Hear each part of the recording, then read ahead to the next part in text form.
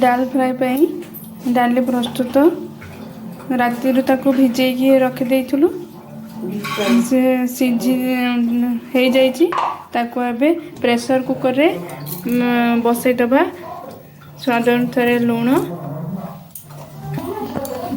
टिके हलदी गोटे तेजपत्र पकईदबा तापर डाली को पानी रे पकईदबा डाली को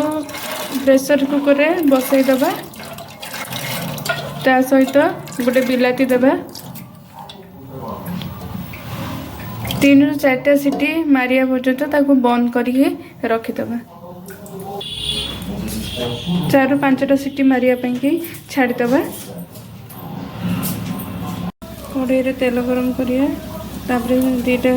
सुखिला लंका दबा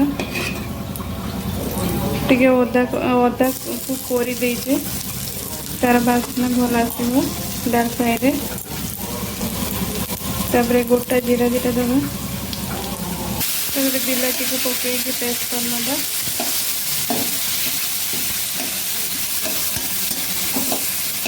स्वाद अनुसार टिके लुण देबा तापर हलदी देबा टिके तापर पेस्ट को टिके मेल्ट कर नबा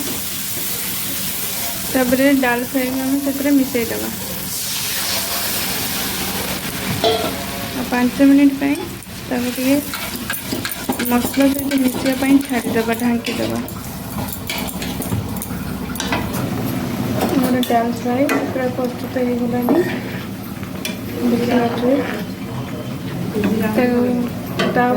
टिके बास्ना टिके जीरा गुंड देदेबा